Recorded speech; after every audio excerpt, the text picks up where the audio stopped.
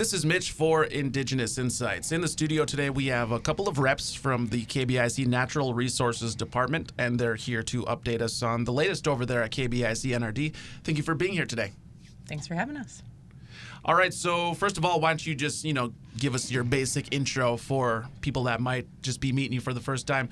Name, job title, job description. Erin Johnston. I'm the Wildlife Biologist and oversee the Wildlife Wetlands and Plants Program. Bonjour, Kyle Seppanen. I'm the Wildlife Coordinator with the KBIC Natural Resources Department, and I oversee all of the field work. All right, very good. So, first of all, catch us up to date. What's been going on lately? So, this past weekend, we just had our annual Manoomin camp, or Wild Rice. We hosted it over at our Digs, which is our community garden space on Brewery Road. We had over 80 participants. We had a little bit of rain in the morning, but once it cleared off, we spent the day processing about 100 pounds of rice. And so we had our apple cider press going. We had teachers there with different rice dishes to taste, and then participants got to see the full process of parching, jigging, winnowing. We even brought out the Manoominator at one point. The Manoominator? Yeah, the thrasher that is takes away kind of the need to jig and winnow the rice. And then, cleaning and packaging. So we took it full circle. So it was a really great event. Very good. How was the reception from the attendees? Great. I heard a lot of positive feedback about just how beautiful the community garden space is. That it was really great that there were so many different teachers there, and they had an opportunity to see different parts of rice and try different recipes. And then, of course, we had some awesome food throughout the day provided by our ecologist, Keweenaw Schmidt. So, yeah, always lots of laughter, lots of food, just general good time. Anything to add? Yeah, we actually just finished up our annual restoration efforts for our wild rice beds, and this year was actually a huge success for our wild rice beds. We actually opened up one of our locations for people in the community to go out and harvest, and it was, I think, the first time since the 90s that was able to be done in our area. So that was a huge success after all the years we've done planting and restoring wild rice in our area. Very cool. Are we keeping that location under wraps, or can you tell us a little bit about it?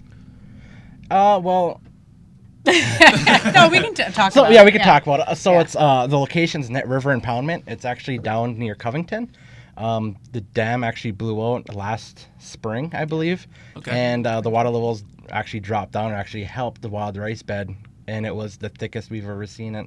And this is actually, I think, the 5th year we actually restoration efforts have been done there. And it was a really nice thick bed this year. Actually, one of the participants showed up with a small tote and said, "My family and I harvested this rice from Net River, and it was awesome." And the really cool thing was you could see so seed sources have come from different water bodies, usually in Minnesota, some in Wisconsin, and you could see the different sized rice grains, just kind of reflective of the different seed sources. So that was pretty amazing to see kind of that come full circle of all of the hard work and the partnerships. Okay. Kind of.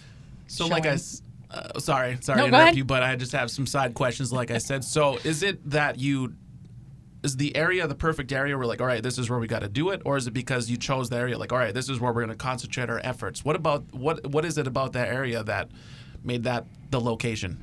So the location was perfect because you need a slight flow in the water, and the substrate has to be pretty mucky for it to grow in. So it was the perfect conditions, one of the very few locations we actually have in the area for wild rice. So the conditions were just perfect for it to take off in there. All right. And then were you looking in multiple areas and you chose this is it? Or how did that process sort of work then, I guess? I believe this one was brought to us by one of the biologists through the state of Michigan as a potential wild rice location. So we investigated it, and turns out it was a really good spot, so we started planting it a couple years ago when it took off. Very cool. So a collaboration slightly there. Yes. Okay, so what's coming up next on the calendar then? So we actually have a deer camp coming up November 4th. I believe it's at 10 o'clock, correct? And this year we kind of add things throughout the years. I think we started off with processing a deer.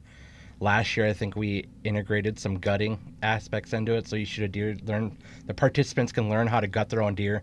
And this year, we're actually going to bring some cooking aspects to it and how to prepare your own venison. So we're going to start doing that this year. Very cool. Along with the camp. I think that's something that even if you're not a hunter, you should be familiar with the fielding, the gutting process and whatnot, because everybody, well, not everybody, but mostly everybody eats meat, but a lot of times it comes in the package in the store. Right, exactly. Not a whole lot of people know how to like butcher their own deer anymore, so we're trying to kind of close that gap and show people how to do it themselves. Yeah, and even if you don't know how to do it, I feel like you should at least see the process, or not even if you see it, but you just got to be aware, just so you can appreciate your meat. Right. And we actually have coming up, I want to start maybe possibly next week, but we're actually doing some deer head collections for chronic wasting disease. And we're actually going to be handing out, every time someone hands a deer headed, they'll get a successful hunter patch and a gas card too. Man, I'm going to need to get that patch. So I can tell my grandpa, see? Yeah. All right, what else we have going on? So for the first time this year, we were looking to put together a youth trapping camp. Oh, wow. And we've not done this before. We were hoping to partner, I think we planned to partner with Glyphwick, but the person we were hoping would come and provide some of the teachings actually retired. And so we are looking for, if anybody out there in the community is a avid trapper and would be interested in teaching at a youth camp, sharing our youth, getting our youth outdoors and bringing back some of these activities, we would love to talk with you and maybe get something scheduled. We had originally thought this month, but I think that ship has sailed a little bit with trying to plan something for October, but maybe looking into early December if anybody out there is available, and we can share our contact information. Very cool. That's the treaty rights right there. We got to do exactly, that stuff. Right? And, with all the different events NRD has going on, do you look for, volunteers? Many of the departments look for extra help from community members. Is it the same over there? Yeah, I think we appreciate if people are willing. A lot of time, most of the work is leading up to the event. So, like getting, some of our gear and equipment over there and getting things cleaned up and set up. And so, yeah, if there's ever interest in volunteer. This last weekend, actually, a friend of mine had her daughter come down to Manoomin camp who's needed hours, I think, for the National Honor Society. So, even if you don't want to, again, participate, we'll take volunteers to help set up, take down. For some people, that's their thing. They just they like to help out and be involved. Before we were recording, you were mentioning that people can actually request meat and even wild rice for, things like funerals and feasts through the department.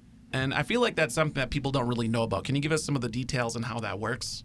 Yeah, so came to our attention that people have been purchasing wild rice themselves. When you don't really have to, you can either request it through a department. There's a little bit of process to go through it, but it doesn't take terribly long to get it. But if you request it, you should be getting it the same day. Same with the moose meat. We do have moose meat that we get every once in a while that it goes to the cultural committee. And all you have to do is request it, and you'll get it for feast, funerals, whatever you need it for. And is that when you get that moose meat, like if there's one hit on the road, you get the call. Is that another collaboration through the state? Do they let you know that, hey, you guys can come pick this up? Yep. Usually as soon as it happens, the morning of, they'll give us a call, and we'll go out there and check it, see if the moose is good or not. If it is salvageable, then we will take as much moose meat as we possibly can off that moose. So do we have just a vault of a fridge somewhere filled with moose meat that we have sitting around? Well, I think it's down. There's a big chest freezer down at the culture committee that they use to store a lot of their meat. Okay, that's right. You were saying this is through the culture committee and NRD, so it's I like to see that collaboration. Mm-hmm. Yeah. That's what these department interviews are for, to show people the inner workings, and we all work together and whatnot. That's cool. Meat and wild rice, is there anything else that you kind of request through that, or?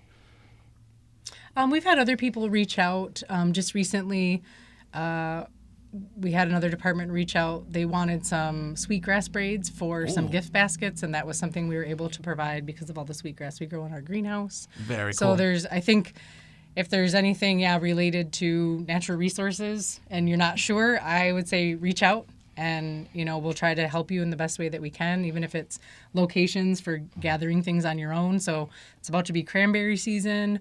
We can point you in the direction of some really good bogs that we've seen pretty loaded with cranberries this year. So Really? Yeah. See, that's something I've never. Where can you find cranberries around here? right down here at Sand Point, out at Paquaming, and then there's, if you're interested in a little bit more of a drive or a little bit more of a walk in the woods, there's some kind of smaller little pocket bogs throughout the reservation that have cranberries. All right, we got to go on another tangent here. I've seen like on YouTube where like commercial farming with cranberries and they just float across the water. Is that what it's like in the wild too? No, it is not. So their bogs are mostly covered with sphagnum moss, and so the cranberries are just growing out of that moss, and so there's just berries kind of sitting on the moss. So you would almost like picking blueberries. You'd kind of be out there. Wow, I picking feel in like that way. I got to get a camera out there. That's so fascinating. All right, so basically we're at the end of the list here. Any last words to the listeners before we sign off? Well, actually, I don't think we brought this up, but this is kind of relatively new, but we do have an eagle repository in our department. That kind of slips through the cracks, but... Say that again, eagle An repository. eagle repository. So before you'd have to go to the national repository, and it'd take some months, maybe in a Maybe year. years, depending on what to you even, request. yeah, to get what I guess depends, eagle head, wings, Okay. sometimes Feathers. feathers. But we do have an eagle repository established at our department. So if people want some sort of cultural significant bird, if it's eagle, sometimes we have some other things in there too, like foxes and whatever have you. But all that is requesting that, and it would have to get some paperwork to be done and get it approved by the president, if I'm correct. It depends on what it is. If Yeah. it's a whole eagle that you're requesting, we would have the tribal president sign off on it. Otherwise, you can fill out the form, submit it to NRD. Licensing just has to, or enrollment has to check it and show that you are a KBIC enrolled member. And then when those things become available to us within our repository, we can make them available to folks that are requesting them. So right now we don't have any eagles in the repository, but we do again have another collaboration with the state and with a local rehabber that when there are eagles that are either found dead or end up being deceased, they can't be rehabbed. They do have to go down to the lab, and that helps support understanding the level of lead potentially in the eagles from our area. They do a very minimal like necropsy, which is like an autopsy on an animal, and then they will send that eagle back here, and then we can make the eagle or parts of that eagle available to the community. Yeah, I don't know how that slipped through because that's huge. Yeah. Yeah, it just popped up in my head. I Well, was like, oh. it's been kind of a process over the last year or two where we had to apply for a federal permit through the Fish and Wildlife Service. So they had to approve KBIC's permit. Then we had the permit in place. And then kind of establishing those relationships and making people making the state aware that we have this permit and that eagles can start coming to KBIC as well. So LVD has a permit. So many of the tribes do. And so eagles, I think we're going other places. And so now that they know KB, so the eagle that is in that Bill Jondro had fully mounted, it's in the health center. That was the first eagle that came through on that permit. Oh, wow. So, Okay. yep. All right. So another note, I need to check out the next time you guys have an eagle come in, call me up. I'm bringing the cameras. We'll see what we can do with that because that's cool. Well, I mean, if that's a lot, I mean, do you have, and it's another side question, do you have cultural components woven into that kind of thing? So we've been to the cultural committee a couple times about this and we've spoken with folks. So just so that we're aware of, the right process for caring for these animals, and then, distributing them in a good way, caring for them in a good way, and then getting them to the community in a good way. Perfect. Yep. Perfect. All right. Well, we can go on and on, but I guess we'll end it here. Thank you very much for being here today. Thank Thanks. you.